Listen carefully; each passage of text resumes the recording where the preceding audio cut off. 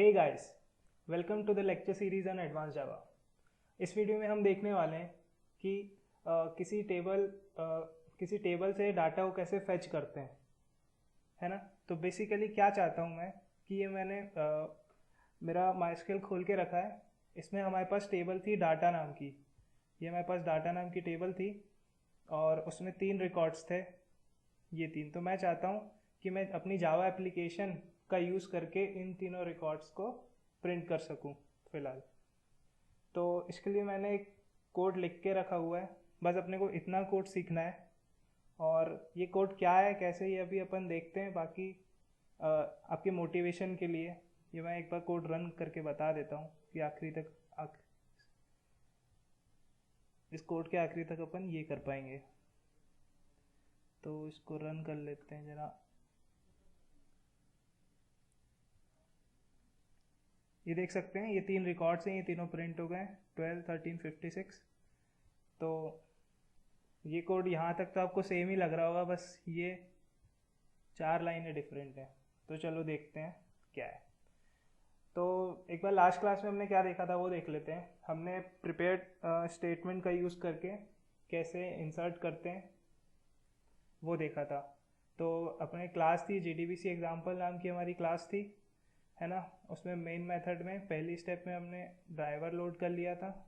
Driver का नाम था com.mysql.jdbc.driver। दूसरी स्टेप में हमने कनेक्शन स्टैब्लिश कर दिया था। वो कैसे करते हैं, connection con equals to driver manager dot get connection. ये जो गेट कनेक्शन मेथड है ये 3 पैरामीटर लेती है। पहला URL रहता है, दूसरा UID, तीसरा पासवर्ड।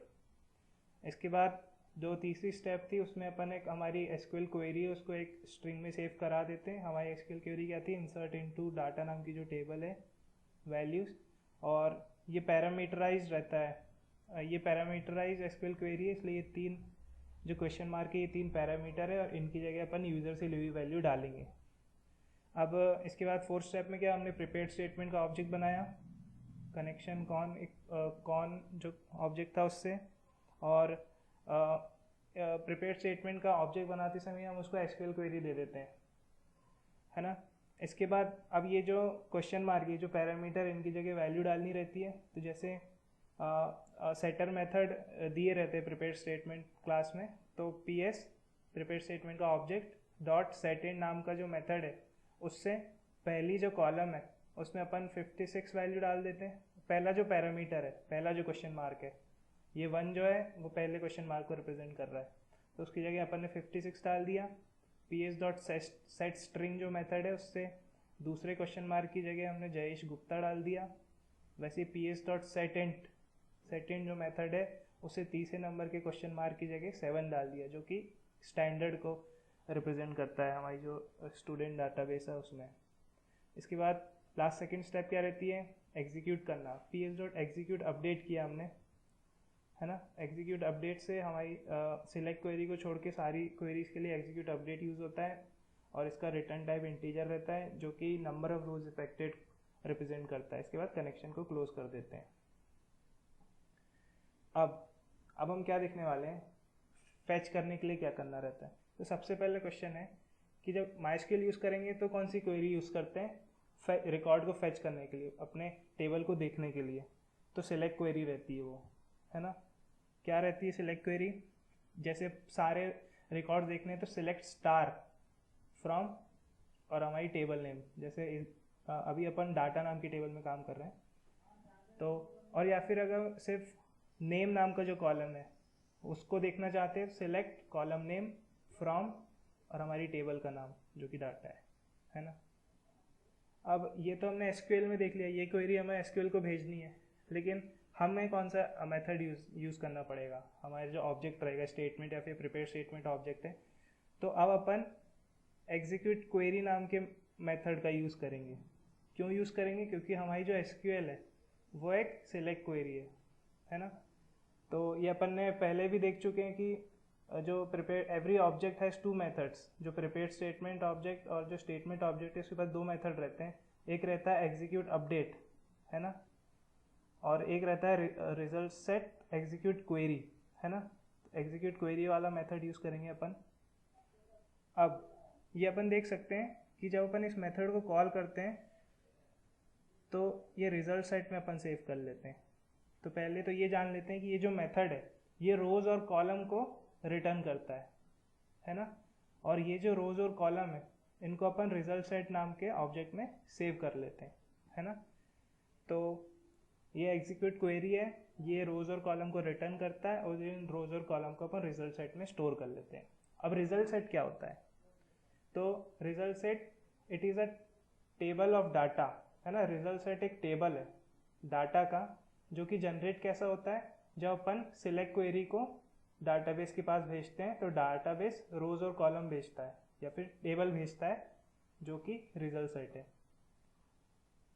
है ना। अब जो रिजल्ट सेट का जो ऑब्जेक्ट है वो एक कर्सर मेंटेन करके रखता है, एक पॉइंटर मेंटेन करके रखता है जो हर रो को पॉइंट करता है, करेंट रो को पॉइंट करता है ना। और शुरुआत में initially the cursor is position before the first row, है ना। तो शुरुआत में फर्स्ट रो के पहले पॉइंट करता है। जैसे अपन इधर देख सकते हैं ये हमारी बिफोर फर्स्ट रो है, तो शुरुआत में ये जो कर्सर है ये अभी इसको पॉइंट कर रहा है ना। और इसके बाद अब अपने को तो दूसरी रो में जाना है जो पहली रो है, तो उसके लिए next method, the next method moves the cursor to the next row. Current row, जब अपन करंट रो का डाटा ले लिया है तो अब अपन अगली रो में जाएंगे, तो कैसे जाएंगे? नेक्स्ट मेथड का यूज़ करके। और ये जो नेक्स्ट मेथड है फॉल्स रिटर्न करता है व्हेन देयर इज़ नो मोर रोज, जब कोई भी रो नहीं बचती है डाटा रीड करने के लिए तो फिर वो फॉल्स रिटर्न कर देता है। तो इसका मतलब क्या हो गया कि अपन इसको वाइल लूप में यूज़ कर सकते हैं, next next next method call करते जाओ जब तक रोज़ ख़त्म नहीं हो जाती, है ना। अब जैसे अपन एक एग्जांपल देखते हैं कि result set R S equals to statement dot execute query, है ना। एग्जीक्यूट क्वेरी मेथड कॉल करा, हमारी क्वेरी क्या थी? Select star from data. Data क्या है? हमारी टेबल का नाम है। अब है ना, अब अपन क्या करेंगे? Are S dot next method को कॉल करेंगे, है ना। क्यों? क्योंकि पहले ये इस इधर पहले जो ये था रिजल्ट सेट का ऑब्जेक्ट था ये बिफोर फर्स्ट रो में पॉइंट कर रहा था, तो अब अपन R S dot next call कर दिया तो अब ये फर्स्ट रो को पॉइंट करने लगा। अब अपन ने क्या करा? रोल नंबर जो है, रोल नंबर नाम के वेरिएबल में are S dot gate int method की मदद से पहली रो का जो डाटा है, पहली कॉलम का जो इंटीजर वैल्यू है क्या है, मतलब 12 को रोल नंबर में सेव कर लिया। वैसे ही नेम नाम के वेरिएबल में एक स्ट्रिंग सेव कर ली गेट स्ट्रिंग मेथड का यूज़ करके, जो कि सेकंड कॉलम में, मतलब रोहित शर्मा नाम की जो स्ट्रिंग है वो नेम में सेव हो गई। वैसे ही स्टैंडर्ड नाम के वेरिएबल में गेट इंट मेथड का यूज़ करके थर्ड कॉलम में जो वैल्यू थी वो सेव कर दी, तो मतलब थर्ड कॉलम में 11 था तो 11 स्टैंडर्ड में चले गया। तो अपन ने तीनों वैल्यू तीन वेरिएबल में सेव कर ली है इस रो की, है ना। तो अब अपन क्या करते हैं? फिर से अपने पॉइंटर को अगली रो में ले जाते हैं, है ना। तो R S dot next call कर दिया तो ये ट्रू रिटर्न कर देगा और moves cursor to the second row. दूसरी रो में हमारा कर्सर मूव कर चुका है। फिर से हम अपन वही करेंगे, है ना। मान लीजिए इन तीनों को प्रिंट करा दिया, अब अपने को फिर से इनमें ही सेव कर सकते हैं। फिर से वही करेंगे, are S dot gate int 1 पहली कॉलम की वैल्यू सेव कर ली, दूसरी कॉलम की, तीसरी कॉलम की। फिर अपन ने are S dot next int करा, अब क्या होगा? फिर से ये कर्सर नेक्स्ट उसमें चले जाएगा, ट्रू रिटर्न करेगा और moves cursor to the third row, है ना। पूरा थर्ड रो का भी अपन ने डाटा फेच कर लिया। अब फिर से अपन R S dot next call करेंगे तो ये जो कर्सर है इधर मूव हो जाएगा और फॉल्स रिटर्न कर देगा क्योंकि ये आफ्टर लास्ट वाली रो है। तो ऐसे काम करता है। तो अपन ने इसकी वर्किंग देख ली है, अब अपने को क्या करना है? कोड करना है। तो मैं एक नई क्लास बना लेता हूँ रिजल्ट सेट डेमो नाम से,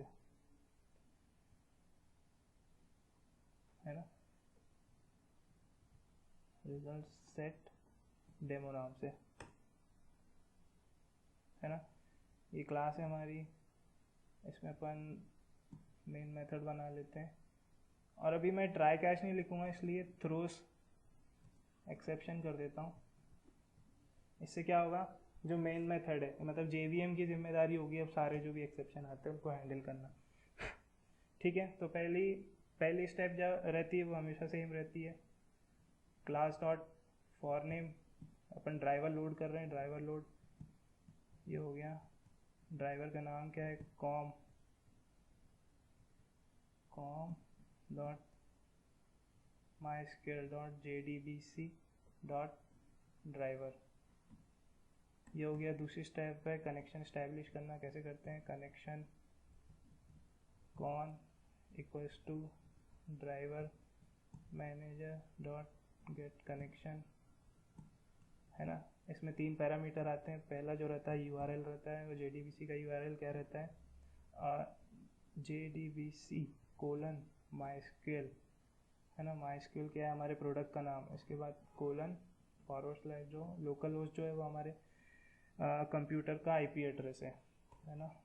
लोकल होस्ट कोलन 3306 जो कि पोर्ट नंबर है जिस पे हमारा डाटाबेस इंस्टॉल हुआ। इसके बाद हमारे डाटाबेस का नाम जो कि है स्टूडेंट, है ना, /student। ये हो गया हमारे डाटाबेस का नाम। अब तो आईडी रूट है ना, और पासवर्ड क्या है, वर्धमान। ठीक है, कनेक्शन भी स्टैब्लिश हो गया। एक स्ट्रिंग बना लेते हैं SQL। हमारी क्वेरी क्या रहेगी, सिलेक्ट स्टार फ्रॉम डाटा। अपन सारे रिकॉर्ड को फेच करना चाहते हैं। ये हो गया। इंपोर्ट कर लेते हैं। चलो, कनेक्शन और ड्राइवर मैनेजर दोनों को इंपोर्ट कर लिया। अब अगली स्टेप है प्रिपेयर स्टेटमेंट का object banana.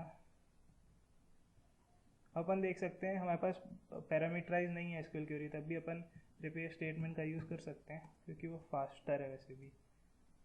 Equals to con dot prepare statement, और ये पैरामीटर हमारी जो क्वेरी है उसको पैरामीटर ले लेता है। प्रिपेयर स्टेटमेंट को भी इंपोर्ट कर लिया, है ना। अब ये वाली स्टेप हो गई हमारी। अब क्या करना है अपने को, result set RS equals to PS dot execute query, है ना। तो बस यही चीज़ थी, एग्जीक्यूट क्वेरी कर दी, रिजल्ट सेट में आगे सेव हो गया। रिजल्ट सेट को अपन ने इंपोर्ट कर लिया। ओह हाँ, तो सब हो गया। अब जो हमारे पास रिजल्ट सेट में हमारा डाटा आ चुका है, लेकिन जो अभी कर्सर है वो बिफोर फर्स्ट रो को पॉइंट कर रहा है, तो अपन को पहली रो को पॉइंट कराना पड़ेगा। तो मतलब RS डॉट नेक्स्ट करना पड़ेगा, है ना। अब ये नेक्स्ट रो को पॉइंट कर रहा है। अब अपन क्या चाहते हैं, ये जो पहली रो है इसका डाटा लेना चाहते हैं। तो डायरेक्ट, तो हाँ, int roll equals to RS dot, पहला क्या था, इंटीजर वैल्यू थी। गेट इंट, पहले कॉलम में रोल नंबर ले लिया। दूसरे में क्या था, नेम, स्ट्रिंग होता है वो, है ना। तो string name equals to RS dot get string कर लिया। सेकंड कॉलम में स्ट्रिंग था ना, करंट रो के सेकंड कॉलम में। इसके बाद फिर इंट नेम हो गया। अब standard equals to RS dot get, ये जो वेरिएबल है इनके नाम कुछ भी हो सकते हैं, है ना। स्टैंडर्ड क्लास भी लिख सकते हो स्टैंडर्ड के लिए, जो आपको करना हो, है ना। ये थर्ड कॉलम से हमने इंटीजर ले लिया। अब अपन क्या करते हैं, इस चीज़ को प्रिंट करना, system dot out dot println कर दिया, है ना। क्या क्या प्रिंट करना है, पहले अपन रोल नंबर प्रिंट करते हैं। हाँ, ये थोड़ी डिज़ाइन डाल देते हैं, है ना। रोल नंबर के बाद क्या था, नेम आ गया, है ना। और आखिरी में क्या आ गया, स्टैंडर्ड, है ना। तो वैसे ही अपन अब पहली रो का डाटा अपन ने सेव कर लिया। फिर से RS डॉट नेक्स्ट करेंगे, है ना। RS डॉट नेक्स्ट करने के बाद फिर से अपन रोल नंबर में, अब अपन सेकेंड रो में आ गए, तो रोल नंबर में RS डॉट गेट इन कर दिया वापस, है ना। तो वैसे ही ये चीज़ें भी, ये तीनों लाइनें भी कॉपी कर लेते हैं, आसानी होगी, है ना। तो ये तो पहले से डिफाइंड है, तो वापस डिफाइन करने की ज़रूरत नहीं है वेरिएबल्स को, तो ये सब हटा दिया, है ना। तो ये हो चुका है ना। अब अपने पास थर्ड रो थी, तो कॉपी करा, एस गायब हो गया, इसका एस लगा दिया। हाँ, तो अपन ने तीनों रो का डाटा फेच कर लिया। अब बस कनेक्शन डॉट क्लोज करना है अपने को। अपन इसको रन करके देखते हैं कोई एरर ना आ जाए। हाँ, तो देख सकते हैं अपना आउटपुट आ चुका है, लेकिन ये एक मिनट, यही रिजल्ट सेट डेमो ही रन हुई ना।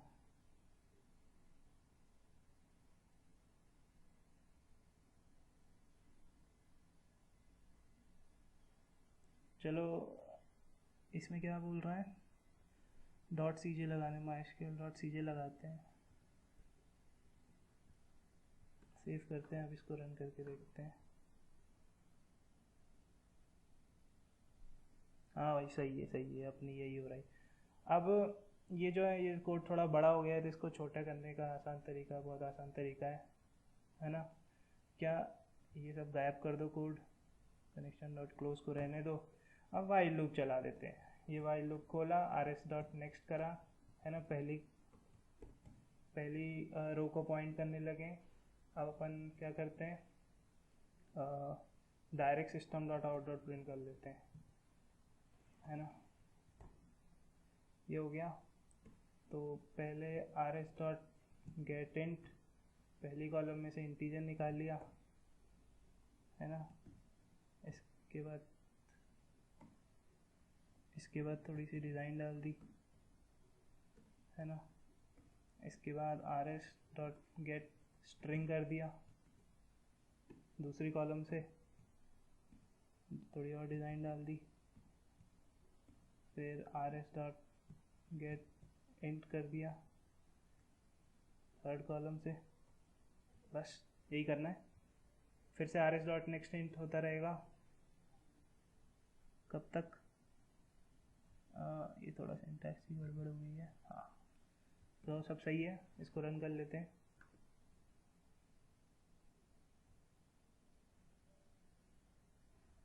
ये हो गया।